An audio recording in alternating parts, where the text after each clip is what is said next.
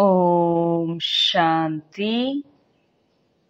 ಮುರುಳಿಯ ದಿನಾಂಕ 27/9.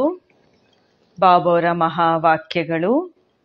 ಬಾಬಾ ತಿಳಿಸ್ಕೊಡ್ತಾ ಇದ್ದಾರೆ, ಮಧುರ ಮಕ್ಕಳೇ, ನೆನಪಿನ ಪರಿಶ್ರಮವನ್ನು ನೀವೆಲ್ಲರೂ ಪಡಬೇಕಾಗಿದೆ. ನಿಮ್ಮನ್ನು ಆತ್ಮನೆಂದು ತಿಳಿದು ತಂದೆಯಾದ ನನ್ನನ್ನು ನೆನಪು ಮಾಡಿ, ಆಗ ನಿಮ್ಮನ್ನು ಎಲ್ಲ ಪಾಪಗಳಿಂದ ಮುಕ್ತರನ್ನಾಗಿ ಮಾಡಿಬಿಡುತ್ತೇನೆ. ಪ್ರಶ್ನೆ: ಸರ್ವರ ಸದ್ಗತಿಯ ಸ್ಥಾನವು ಯಾವುದಾಗಿದೆ? ಅದರ ಮಹತ್ವವು ಇಡೀ ಪ್ರಪಂಚಕ್ಕೆ ತಿಳಿಯುತ್ತದೆ. ಬಾಬಾ ತಿಳಿಸ್ಕೊಡ್ತಾ ಇದ್ದಾರೆ, ಅಭೂಭೂಮಿಯು ಎಲ್ಲರ ಸದ್ಗತಿಯ ಸ್ಥಾನವಾಗಿದೆ. ನೀವು ಬ್ರಹ್ಮಕುಮಾರಿಯರು ಎಂಬುದರ ಮುಂದೆ ಬ್ರಾಕೆಟ್ನಲ್ಲಿ ಬರೆಯಬಹುದು, ಇದು ಸರ್ವೋತ್ತಮ ತೀರ್ಥಸ್ಥಾನವಾಗಿದೆ. ಇಲ್ಲಿಂದಲೇ ಇಡೀ ಪ್ರಪಂಚದ ಸದ್ಗತಿಯಾಗಬೇಕಾಗಿದೆ. ಸರ್ವರ ಸದ್ಗತಿದಾತ ತಂದೆ ಬ್ರಹ್ಮ ಇಲ್ಲಿ ಕುಳಿತು ಎಲ್ಲರ ಸದ್ಗತಿ ಮಾಡುತ್ತಾರೆ. ಆಡಮ್ ಮನುಷ್ಯನೇ ಹೊರತು ಅವರು ದೇವತೆ ಅಲ್ಲ. ಅವರಿಗೆ ಭಗವಂತನೆಂದು ಹೇಳಲು ಸಾಧ್ಯವಿಲ್ಲ. ಓಂ ಶಾಂತಿ. ಡಬಲ್ ಓಂ ಶಾಂತಿ. ಏಕೆಂದರೆ ಒಂದು ತಂದೆಯಾಗಿದೆ, ಇನ್ನೊಂದು ದಾದಾರವರದ್ದಾಗಿದೆ. ಇಬ್ಬರೂ ಕುಳಿತಿದ್ದಾರಲ್ಲವೇ? ಅವರು ಪರಮ ಆತ್ಮನಾಗಿದ್ದಾರೆ, ಇವರು ಆತ್ಮನಾಗಿದ್ದಾರೆ. ತಂದೆಯೂ ಸಹ ಲಕ್ಷ್ಯವನ್ನು ತಿಳಿಸುತ್ತಾರೆ, ನಾನು ಪರಮಧಾಮದ ನಿವಾಸಿಯಾಗಿದ್ದೇನೆ. ಇಬ್ಬರೂ ಸಹ ಇದೇ ರೀತಿ ಹೇಳುತ್ತಾರೆ. ಓಂ ಶಾಂತಿ ಎಂದು ತಂದೆಯೂ ಹೇಳುತ್ತಾರೆ, ಬ್ರಹ್ಮರವರು ಸಹ ಹೇಳುತ್ತಾರೆ, ಮಕ್ಕಳು ಸಹ ಹೇಳುತ್ತೀರಿ. ಓಂ ಶಾಂತಿ ಅರ್ಥಾತ್ ನಾವಾತ್ಮಗಳು ಶಾಂತಿಧಾಮದ ನಿವಾಸಿಯಾಗಿದ್ದೇವೆ. ಇಲ್ಲಿ ಬೇರೆ ಬೇರೆಯಾಗಿ ಕುಳಿತುಕೊಳ್ಳಬೇಕಾಗಿದೆ. ಇಲ್ಲಿ ಅಂಗಕ್ಕೆ ಅಂಗವು ತಾಕುವಂತೆ ಕುಳಿತುಕೊಳ್ಳಬಾರದು. ಏಕೆಂದರೆ ಪ್ರತಿಯೊಬ್ಬರ ಯೋಗದ ಸ್ಥಿತಿಯಲ್ಲಿ ರಾತ್ರಿ ಹಗಲಿನ ಅಂತರವಿದೆ. ಕೆಲವರು ಬಹಳ ಚೆನ್ನಾಗಿ ಯೋಗ ಮಾಡುತ್ತಾರೆ, ಇನ್ನು ಕೆಲವರು ನೆನಪೇ ಮಾಡುವುದಿಲ್ಲ. ಯಾರು ನೆನಪು ಮಾಡುವುದೇ ಇಲ್ಲವೋ ಅವರು ಪಾಪಾತ್ಮರು, ತಮೋಪ್ರಧಾನರಾಗಿದ್ದಾರೆ. ಮತ್ತು ಯಾರು ನೆನಪು ಮಾಡುತ್ತಾರೆಯೋ ಅವರು ಸತೋಪ್ರಧಾನ, ಪುಣ್ಯಾತ್ಮರಾಗಿದ್ದಾರೆ. ಬಹಳ ಅಂತರವಾಯಿತಲ್ಲವೇ? ಮನೆಯಲ್ಲಿ ಬಲೆ ಜೊತೆ ಇರುತ್ತಾರೆ, ಆದರೆ ಅಂತರವಂತೂ ಇರುತ್ತದೆ ಅಲ್ಲವೇ? ಆದ್ದರಿಂದ ಭಾಗವತದಲ್ಲಿ ಅಸುರರ ಹೆಸರುಗಳು ಇದೆ. ಈ ಸಮಯದ್ದೇ ಇದೆಲ್ಲ ನೆನಪಾರ್ಥವಾಗಿದೆ. ಈಶ್ವರಿಯ ಚರಿತ್ರೆಯನ್ನು ತಂದೆಯು ಕುಳಿತು ಮಕ್ಕಳಿಗೆ ತಿಳಿಸುತ್ತಾರೆ. ಇದನ್ನೇ ಭಕ್ತಿ ಮಾರ್ಗದಲ್ಲಿ ಹಾಡ್ತಾರೆ. ಸತ್ಯುಗದಲ್ಲಿ ಏನೂ ನೆನಪು ಇರುವುದಿಲ್ಲ, ಎಲ್ಲವನ್ನ ಮರೆತು ಹೋಗುತ್ತೀರಿ. ತಂದೆಯು ಈಗಲೇ ಶಿಕ್ಷಣವನ್ನ ಕೊಡುತ್ತಾರೆ. ಸತ್ಯುಗದಲ್ಲಂತೂ ಎಲ್ಲವನ್ನ ಸಂಪೂರ್ಣವಾಗಿ ಮರೆತು ಹೋಗುತ್ತಾರೆ. ನಂತರ ದ್ವಾಪರದಲ್ಲಿ ಶಾಸ್ತ್ರ ಇತ್ಯಾದಿಗಳನ್ನು ರಚಿಸುತ್ತಾರೆ ಮತ್ತು ರಾಜಯೋಗವನ್ನ ಕಲಿಸುವ ಪ್ರಯತ್ನ ಪಡುತ್ತಾರೆ. ಆದರೆ ರಾಜಯೋಗವನ್ನಂತೂ ಕಲಿಸಲು ಸಾಧ್ಯವಿಲ್ಲ. ರಾಜಯೋಗವನ್ನ ತಂದೆಯ ಸಮ್ಮುಖದಲ್ಲಿ ಬಂದಾಗ ಕಲಿಸ್ತಾರೆ. ತಂದೆ ಹೇಗೆ ರಾಜಯೋಗವನ್ನ ಕಲಿಸ್ತಾರೆ ಎಂದು ನಿಮಗೆ ಗೊತ್ತಿದೆ. ಮತ್ತೆ 5000 ವರ್ಷಗಳ ನಂತರ ಬಂದು ಇದೇ ರೀತಿ ಹೇಳ್ತಾರೆ, ಮಧುರಾತಿ ಮಧುರ ಮಕ್ಕಳೇ ಎಂದು. ಈ ರೀತಿ ಯಾವುದೇ ಮನುಷ್ಯರು ಮನುಷ್ಯರಿಗೆಂದೂ ಹೇಳಲು ಸಾಧ್ಯವಿಲ್ಲ, ಅಥವಾ ದೇವತೆಗಳು ದೇವತೆಗಳಿಗೂ ಹೇಳಲು ಸಾಧ್ಯವಿಲ್ಲ. ಬಾಬಾ ತಿಳಿಸ್ತಾರೆ, ಆತ್ಮಿಕ ತಂದೆಯೊಬ್ಬರೇ ಆತ್ಮಿಕ ಮಕ್ಕಳಿಗೆ ಹೇಳ್ತಾರೆ, ಒಂದೇ ಬಾರಿ ಪಾತ್ರವನ್ನು ಅಭಿನಯಿಸಿದ್ದೀರಿ, ಮತ್ತೆ 5000 ವರ್ಷಗಳ ನಂತರ ಪಾತ್ರವನ್ನು ಅಭಿನಯಿಸುತ್ತೀರಿ. ಏಕೆಂದರೆ ಮತ್ತೆ ನೀವು ಏಣಿಯನ್ನು ಇಳಿಯುತ್ತೀರಿ. ನಿಮ್ಮ ಬುದ್ಧಿಯಲ್ಲಿ ಈಗ ಆದಿ ಮಧ್ಯ ಅಂತ್ಯದ ರಹಸ್ಯವಿದೆ. ನಿಮಗೆ ಗೊತ್ತಿದೆ, ಅದು ಶಾಂತಿಧಾಮ ಅಥವಾ ಪರಮಧಾಮವಾಗಿದೆ. ನಾವಾತ್ಮಗಳು ಭಿನ್ನ ಭಿನ್ನ ಧರ್ಮದವರು ನಂಬರ್ವಾರ್ ಅಲ್ಲಿ ನಿರಾಕಾರಿ ಪ್ರಪಂಚದಲ್ಲಿ ಇರ್ತೇವೆ. ಹೇಗೆ ನಕ್ಷತ್ರಗಳನ್ನ ನೋಡ್ತೀವಿ ಅಲ್ವಾ? ಹೇಗೆ ನಿಂತಿದೆ, ಇದು ಕಾಣಿಸೋದೇ ಇಲ್ಲ. ಮೇಲೆ ಯಾವುದೇ ವಸ್ತು ಇಲ್ಲ, ಬ್ರಹ್ಮ ತತ್ವ ಇದೆ. ಇಲ್ಲಿ ನೀವು ಧರಣಿಯ ಮೇಲೆ ನಿಂತಿದ್ದೀರಿ, ಇದು ಕರ್ಮಕ್ಷೇತ್ರವಾಗಿದೆ. ಇಲ್ಲಿ ಒಂದು ಶರೀರವನ್ನ ಪಡೆದು ಕರ್ಮ ಮಾಡ್ತೀರಿ. ತಂದೆ ತಿಳಿಸ್ಕೊಡ್ತಾರೆ, ನೀವು ಯಾವಾಗ ಆಸ್ತಿಯನ್ನ ಪಡಿತೀರಿ ಆಗ 21 ಜನ್ಮಗಳು ನಿಮ್ಮ ಕರ್ಮವು ಅಕರ್ಮವಾಗಿ ಬಿಡುತ್ತೆ. ಏಕೆಂದರೆ ಅಲ್ಲಿ ರಾವಣ ರಾಜ್ಯವೇ ಇರೋದಿಲ್ಲ. ಇದು ಈಶ್ವರಿಯ ರಾಜ್ಯವಾಗಿದೆ. ಅದನ್ನ ಈಗ ಈಶ್ವರನು ಸ್ಥಾಪನೆ ಮಾಡ್ತಾ ಇದ್ದಾರೆ. ಶಿವ ತಂದೆಯನ್ನ ನೆನಪು ಮಾಡೋದ್ರಿಂದ ಸ್ವರ್ಗದ ಮಾಲೀಕರಾಗುವಿರಿ ಎಂದು ಮಕ್ಕಳಿಗೆ ತಿಳಿಸ್ತಾರೆ. ಸ್ವರ್ಗವನ್ನ ಶಿವ ತಂದೆಯು ಸ್ಥಾಪನೆ ಮಾಡಿದ್ದಾರಲ್ಲವೇ? ಆದ್ದರಿಂದ ಶಿವ ತಂದೆಯನ್ನು ಮತ್ತು ಸುಖಧಾಮವನ್ನು ನೆನಪು ಮಾಡಿ. ಮೊದಲು ಶಾಂತಿಧಾಮವನ್ನ ನೆನಪು ಮಾಡಿ, ಆಗ ಚಕ್ರವೂ ನೆನಪಿಗೆ ಬರುವುದು. ಮಕ್ಕಳು ಮರೆತು ಹೋಗುತ್ತಾರೆ. ಆದ್ದರಿಂದ ಪದೇ ಪದೇ ನೆನಪು ತರಿಸಬೇಕಾಗುತ್ತದೆ. ಹೇ ಮಧುರಾತಿ ಮಧುರ ಮಕ್ಕಳೇ, ತಮ್ಮನ್ನ ಆತ್ಮನೆಂದು ತಿಳಿದು ತಂದೆಯನ್ನ ನೆನಪು ಮಾಡಿದರೆ ನಿಮ್ಮ ಪಾಪಗಳು ಭಸ್ಮವಾಗುತ್ತದೆ. ಪ್ರತಿಜ್ಞೆ ಮಾಡುತ್ತೇನೆ, ನೀವು ನನ್ನನ್ನು ನೆನಪು ಮಾಡಿದರೆ ಪಾಪಗಳಿಂದ ಮುಕ್ತರನ್ನಾಗಿ ಮಾಡುತ್ತೇನೆ. ತಂದೆಯೇ ಪತಿತ ಪಾವನ ಸರ್ವಶಕ್ತಿಗಳ ಅಥಾರಿಟಿ ಆಗಿದ್ದಾರೆ. ಬಾಬಾ ತಿಳಿಸ್ತಾರೆ, ವಿಶ್ವದ ಆಲ್ಮೈಟಿ ಅಥಾರಿಟಿ ಎಂದು ಹೇಳಲಾಗ್ತದೆ. ಇಡೀ ಸೃಷ್ಟಿಯ ಆದಿ ಮಧ್ಯ ಅಂತ್ಯವನ್ನ ತಿಳಿದುಕೊಂಡಿದ್ದಾರೆ. ವೇದ ಶಾಸ್ತ್ರಗಳು ಇತ್ಯಾದಿಗಳೆಲ್ಲವೂ ತಿಳಿದಿದ್ದಾರೆ. ಆದ್ದರಿಂದಲೇ ಇವುಗಳಲ್ಲಿ ಯಾವುದೇ ಸಾರ ಇಲ್ಲ ಎಂದು ಹೇಳುತ್ತಾರೆ. ಗೀತೆಯಲ್ಲಿಯೂ ಸಹ ಯಾವುದೇ ಸಾರ ಇಲ್ಲ. ಬಲೆ ಅದು ಸರ್ವಶಾಸ್ತ್ರಮಯಿ ಶಿರೋಮಣಿಯಾಗಿದೆ. ಉಳಿದೆಲ್ಲವೂ ಮಕ್ಕಳಾಗಿದೆ. ಹೇಗೆ ಮೊದಲು ಪ್ರಜಾಪಿತ ಬ್ರಹ್ಮ ಆಗಿದ್ದಾರೆ, ಉಳಿದವರೆಲ್ಲರೂ ಮಕ್ಕಳಾಗಿದ್ದಾರೆ. ಪ್ರಜಾಪಿತ ಬ್ರಹ್ಮನಿಗೆ ಆಡಮ್ ಎಂದು ಹೇಳುತ್ತಾರೆ. ಆಡಮ್ ಎಂದರೆ ಆಡಮ್ ಅರ್ಥಾತ್ ಮನುಷ್ಯನಾಗಿದ್ದಾರಲ್ಲವೇ? ಅಂದಾಗ ಇವರಿಗೆ ದೇವತೆ ಎಂದು ಹೇಳುವುದಿಲ್ಲ, ಆಡಮ್ ಎಂದು ಹೇಳುತ್ತಾರೆ. ಭಕ್ತರು ಬ್ರಹ್ಮನಿಗೆ ದೇವತೆ ಎಂದು ಹೇಳಿಬಿಡುತ್ತಾರೆ. ಆದರೆ ತಂದೆ ತಿಳಿಸ್ತಾರೆ, ಆಡಮ್ ಮನುಷ್ಯ, ದೇವತೆ ಅಲ್ಲ, ಭಗವಂತನೂ ಅಲ್ಲ. ಲಕ್ಷ್ಮೀನಾರಾಯಣರು ದೇವತೆಗಳಾಗಿದ್ದಾರೆ. ದೈವಿ ರಾಜ್ಯವು ಸತ್ಯುಗದಲ್ಲಿ ಇತ್ತು. ಹೊಸ ಪ್ರಪಂಚ ಅಲ್ಲವೇ? ಅದು ವಿಶ್ವದ ಅತಿ ದೊಡ್ಡ ಅದ್ಭುತ ಆಗಿದೆ. ಉಳಿದಂತೆ ಅವೆಲ್ಲವೂ ಮಾಯೆಯ ಅದ್ಭುತಗಳಾಗಿವೆ.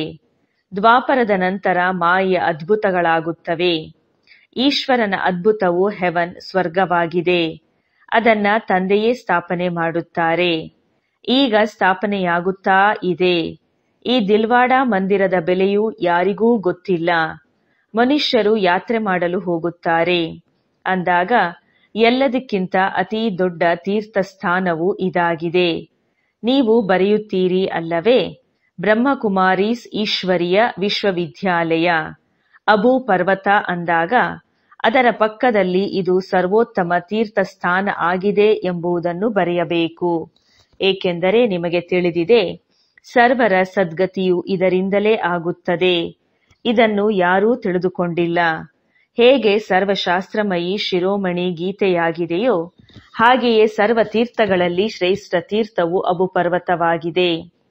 ಹೀಗೆ ಬರೆದಾಗ ಮನುಷ್ಯರು ಓದುತ್ತಾರೆ, ಗಮನ ಹರಿಯುತ್ತದೆ. ಇಡೀ ವಿಶ್ವದ ತೀರ್ಥಸ್ಥಾನಗಳಲ್ಲಿ ಇದು ಎಲ್ಲದಕ್ಕಿಂತ ದೊಡ್ಡ ತೀರ್ಥವಾಗಿದೆ. ಇಲ್ಲಿ ತಂದೆ ಕುಳಿತು ಎಲ್ಲರ ಸದ್ಗತಿ ಮಾಡುತ್ತಾರೆ. ತೀರ್ಥಸ್ಥಾನಗಳಂತೂ ಹೆಚ್ಚಾಗಿದೆ. ಗಾಂಧೀಜಿಯ ಸಮಾಧಿಯನ್ನೂ ಸಹ ತೀರ್ಥಸ್ಥಾನವೆಂದು ತಿಳಿಯುತ್ತಾರೆ. ಎಲ್ಲರೂ ಹೋಗಿ ಹೂ ಇತ್ಯಾದಿಗಳನ್ನು ಹಾಕುತ್ತಾರೆ. ಅವರಿಗೆ ಏನೂ ಗೊತ್ತಿಲ್ಲ. ನೀವು ಮಕ್ಕಳು ತಿಳಿದುಕೊಂಡಿದ್ದೀರಿ ಅಲ್ಲವೇ? ಆದ್ದರಿಂದ ನಿಮಗೆ ಇಲ್ಲಿ ಕುಳಿತಿದ್ದಂತೆಯೇ ಬಹಳ ಖುಷಿ ಇರಬೇಕು. ನಾವು ಸ್ವರ್ಗದ ಸ್ಥಾಪನೆ ಮಾಡುತ್ತಿದ್ದೇವೆ. ಈಗ ತಮ್ಮನ್ನ ಆತ್ಮ ಎಂದು ತಿಳಿದು ನನ್ನನ್ನು ನೆನಪು ಮಾಡಿ ಎಂದು ತಂದೆಯು ತಿಳಿಸುತ್ತಾರೆ. ವಿದ್ಯೆಯೂ ಸಹ ಬಹಳ ಸಹಜವಾಗಿದೆ. ಏನೂ ಖರ್ಚಾಗುವುದಿಲ್ಲ. ನಿಮ್ಮ ಮಮ್ಮಾರವರಿಗೆ 1 ಪೈಸಾ ಆದರೂ ಖರ್ಚಾಯಿತೆ? ಕವಡೆಯೂ ಖರ್ಚಿಲ್ಲದೆ ಓದಿ ಎಷ್ಟೊಂದು ಬುದ್ಧಿವಂತ ನಂಬರ್ 1 ಆಗಿಬಿಟ್ಟರು. ರಾಜಯೋಗಿನಿ ಆಗಿಬಿಟ್ಟರು. ಮಮ್ಮಾನ ತರ ಮತ್ಯಾರೂ ಆಗಿಲ್ಲ. ಬಾಬಾ ತಿಳಿಸ್ತಾರೆ, ನೋಡಿ, ಆತ್ಮಗಳಿಗೆ ಓದಿಸ್ತಾರೆ. ಆತ್ಮಗಳಿಗೆ ರಾಜ್ಯ ಸಿಗುತ್ತದೆ. ಆತ್ಮವೇ ರಾಜ್ಯವನ್ನ ಕಳೆದುಕೊಂಡಿದೆ. ಇಷ್ಟೊಂದು ಸೂಕ್ಷ್ಮ ಆತ್ಮವು ಎಷ್ಟೊಂದು ಕೆಲಸ ಮಾಡುತ್ತದೆ. ಅತಿ ಕೆಟ್ಟ ಕೆಲಸವು ವಿಕಾರದಲ್ಲಿ ಹೋಗುವುದಾಗಿದೆ. ಆತ್ಮವು 84 ಜನ್ಮಗಳ ಪಾತ್ರವನ್ನು ಅಭಿನಯಿಸುತ್ತದೆ. ಅತಿ ಸೂಕ್ಷ್ಮ ಆತ್ಮದಲ್ಲಿ ಎಷ್ಟೊಂದು ಶಕ್ತಿ ಇದೆ. ಇಡೀ ವಿಶ್ವದ ಮೇಲೆ ರಾಜ್ಯ ಮಾಡುತ್ತದೆ. ಈ ದೇವತೆಗಳ ಆತ್ಮಗಳಲ್ಲಿ ಎಷ್ಟೊಂದು ಶಕ್ತಿ ಇದೆ. ಪ್ರತಿಯೊಂದು ಧರ್ಮದಲ್ಲೂ ಎಷ್ಟೊಂದು ಶಕ್ತಿ ಇರುತ್ತದೆ. ಕ್ರಿಶ್ಚಿಯನ್ ಧರ್ಮದಲ್ಲಿ ಎಷ್ಟೊಂದು ಶಕ್ತಿ ಇದೆ. ಆತ್ಮದಲ್ಲಿ ಎಷ್ಟೊಂದು ಶಕ್ತಿ ಇದೆ. ಅದು ಶರೀರದ ಮೂಲಕ ಕರ್ಮ ಮಾಡುತ್ತದೆ. ಆತ್ಮವೇ ಇಲ್ಲಿ ಬಂದು ಕರ್ಮಕ್ಷೇತ್ರದಲ್ಲಿ ಕರ್ಮ ಮಾಡುತ್ತದೆ. ಅಲ್ಲಿ ಕೆಟ್ಟ ಕರ್ತವ್ಯ ಆಗುವುದಿಲ್ಲ. ಯಾವಾಗ ರಾವಣ ರಾಜ್ಯವು ಬರುವುದೋ ಆಗಲೇ ಆತ್ಮವು ವಿಕಾರ ಮಾರ್ಗದಲ್ಲಿ ಹೋಗುತ್ತದೆ. ವಿಕಾರವಂತೂ ಸದಾ ಇದ್ದದ್ದೇ ಇರುತ್ತದೆ. ಮನುಷ್ಯರು ಹೇಳುತ್ತಾರೆ, ಆದರೆ ನೀವು ಅವರಿಗೆ ತಿಳಿಸಿ, ಅಲ್ಲಿ ರಾವಣ ರಾಜ್ಯವು ಇಲ್ಲವೆಂದಾಗ ವಿಕಾರವು ಹೇಗಿರಲು ಸಾಧ್ಯ? ಅಲ್ಲಿ ಯೋಗಬಲ ಇರುತ್ತದೆ. ಭಾರತದ ಯೋಗ ಪ್ರಸಿದ್ಧವಾಗಿದೆ. ಅನೇಕರು ಇದನ್ನು ಕಲಿಯಲು ಇಚ್ಛಿಸುತ್ತಾರೆ. ಆದರೆ ಯಾವಾಗ ನೀವು ಕಲಿಸುತ್ತೀರೋ ಆಗ ಮತ್ಯಾರೂ ಸಹ ಕಲಿಸಲು ಸಾಧ್ಯವಿಲ್ಲ. ಹೇಗೆ ಮಹರ್ಷಿ ಇದ್ದರೂ ಯೋಗವನ್ನ ಕಲಿಸಲು ಎಷ್ಟೊಂದು ಪರಿಶ್ರಮ ಪಡ್ತಾ ಇದ್ರು. ಆದರೆ ಈ ಹಠಯೋಗಿಯು ರಾಜಯೋಗವನ್ನ ಕಲಿಸಲು ಹೇಗೆ ಸಾಧ್ಯ ಎಂದು ಪ್ರಪಂಚಕ್ಕೇನು ಗೊತ್ತಿದೆ? ಚಿನ್ಮಯಾನಂದರ ಬಳಿ ಅನೇಕರು ಹೋಗುತ್ತಾರೆ. ಸತ್ಯವಾಗಿಯೂ ಭಾರತದ ಪ್ರಾಚೀನ ರಾಜಯೋಗವನ್ನ ಬ್ರಹ್ಮಕುಮಾರ ಕುಮಾರಿಯರ ವಿನಃ ಮತ್ಯಾರೂ ತಿಳಿಸಲು ಸಾಧ್ಯವಿಲ್ಲ. ಆದರೆ ಈಗ ಈ ಶಬ್ದವು ಹರಡುವ ಹಾಗಿಲ್ಲ. ಎಲ್ಲರೂ ತಿಳಿಯುತ್ತಾರೆಯೇ? ಬಹಳ ಪರಿಶ್ರಮ ಇದೆ, ಮಹಿಮೆಯೂ ಆಗುವುದು. ಅಹೋ ಪ್ರಭು, ನಿಮ್ಮ ಲೀಲೆ ಅಪರಂ ಅಪಾರವೆಂದು ಅಂತಿಮದಲ್ಲಿ ಹೇಳುತ್ತಾರಲ್ಲವೇ? ಈಗ ನೀವು ತಿಳಿಯುತ್ತೀರಿ.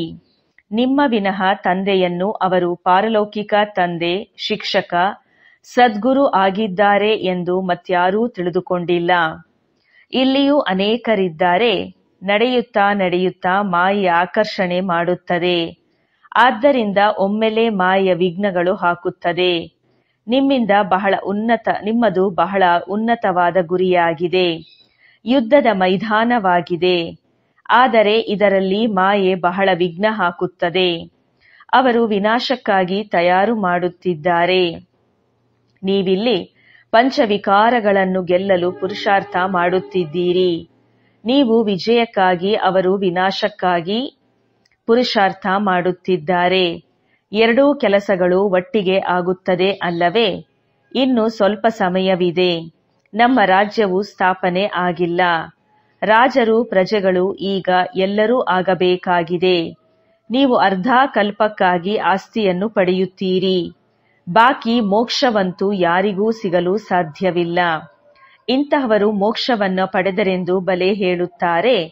ಆದರೆ ಸತ್ತ ನಂತರ ಅವರು ಎಲ್ಲಿಗೆ ಹೋದರೆಂದು ಅವರಿಗೆ ತಿಳಿಯುತ್ತದೆ.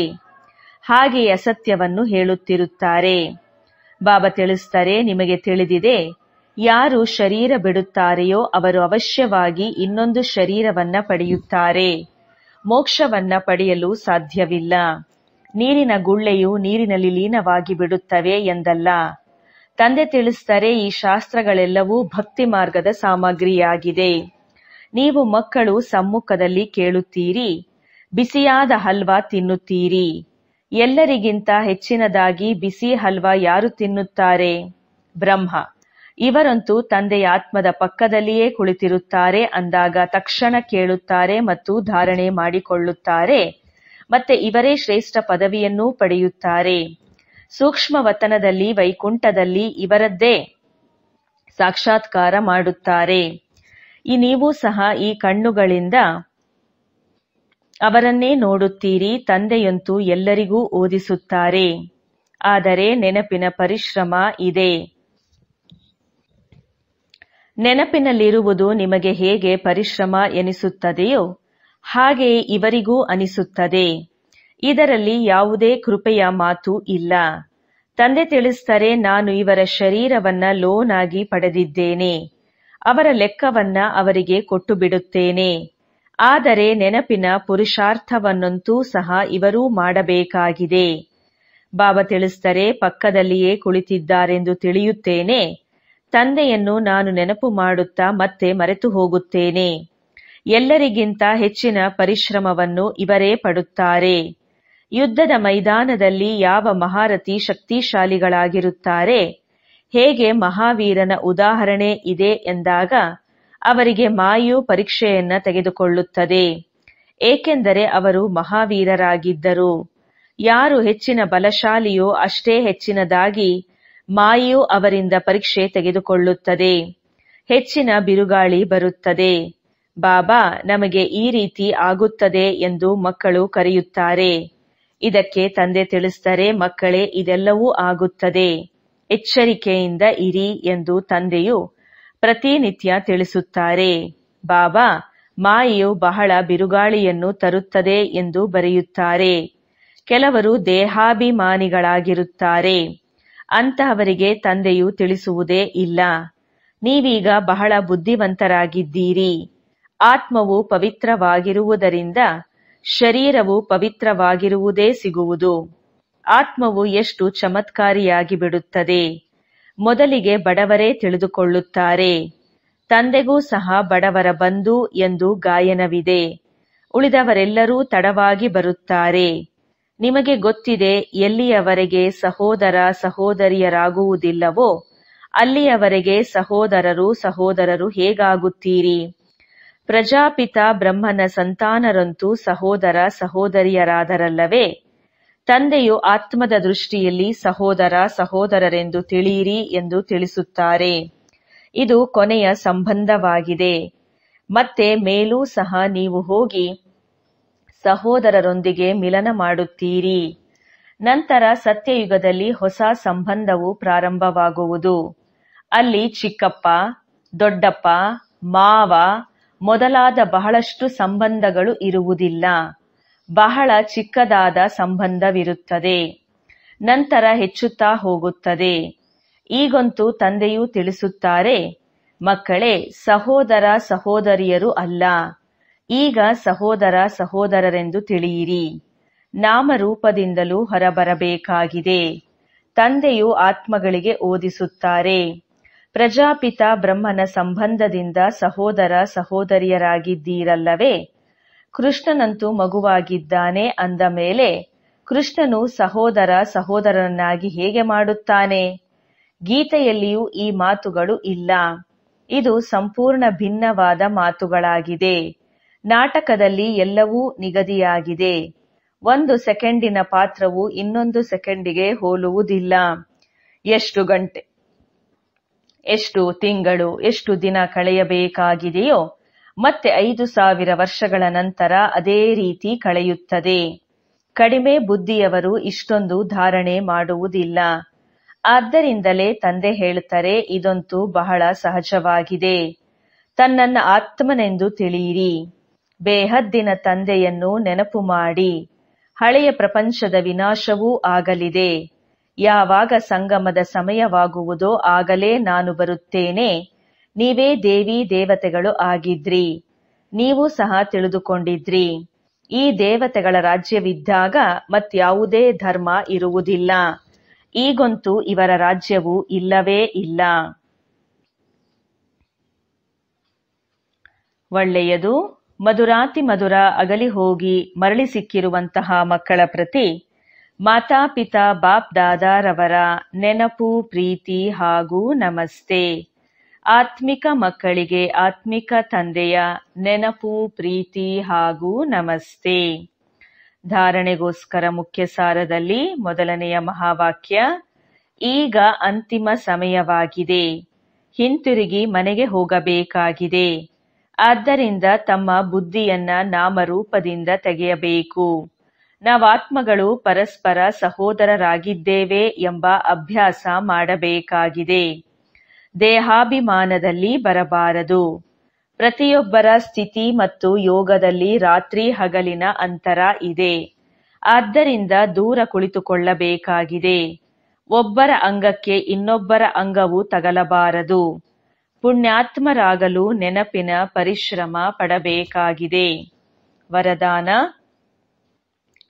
ತಂದೆಯ ಪ್ರೀತಿಯಲ್ಲಿ ತನ್ನ ಮೂಲ ಬಲಹೀನತೆಯನ್ನ ಬಲಿಹಾರಿ ಮಾಡುವಂತಹ ಜ್ಞಾನೀತು ಆತ್ಮ ಆಗಿರಿ. ಬಾಪ್ ದಾದಾ ನೋಡ್ತಾರೆ, ಇಲ್ಲಿಯವರೆಗೂ 5 ವಿಕಾರಗಳ ವ್ಯರ್ಥ ಸಂಕಲ್ಪ ಮೆಜಾರಿಟಿಯವರಲ್ಲಿ ನಡೀತಾ ಇದೆ. ಜ್ಞಾನೀತು ಆತ್ಮಗಳಲ್ಲಿಯೂ ಕೆಲವೊಮ್ಮೆ ತಮ್ಮ ಗುಣ ವಿಶೇಷತೆಯ ಅಭಿಮಾನ ಬಂದು ಬಿಡತ್ತೆ. ಪ್ರತಿಯೊಬ್ಬರೂ ತಮ್ಮ ಮೂಲ ಬಲಹೀನತೆ ಅಥವಾ ಮೂಲ ಸಂಸ್ಕಾರವನ್ನು ತಿಳಿದುಕೊಂಡೇ ಇದ್ದಾರೆ. ಆ ಬಲಹೀನತೆಯನ್ನು ತಂದೆಯ ಪ್ರೀತಿಯಲ್ಲಿ ಅರ್ಪಣೆ ಮಾಡಿಬಿಡಿ. ಇದೇ ಪ್ರೀತಿಯ ನಿದರ್ಶನವಾಗಿದೆ. ಸ್ನೇಹಿ ಅಥವಾ ಜ್ಞಾನೀತು ಆತ್ಮಗಳು ತಂದೆಯ ಪ್ರೀತಿಯಲ್ಲಿ ವ್ಯರ್ಥ ಸಂಕಲ್ಪಗಳನ್ನು ಸಹ ಅರ್ಪಣೆ ಮಾಡಿಬಿಡುತ್ತಾರೆ. ಸ್ಲೋಗನ್: ಸ್ವಮಾನದ ಸೀಟ್ನ ಮೇಲೆ ಸ್ಥಿತರಾಗಿ ಸರ್ವರಿಂದ ಸನ್ಮಾನ ಕೊಡುವಂತಹ ಮಾನನೀಯ ಆತ್ಮ ಆಗಿರಿ. ಒಳ್ಳೆಯದು. ಓಂ ಶಾಂತಿ.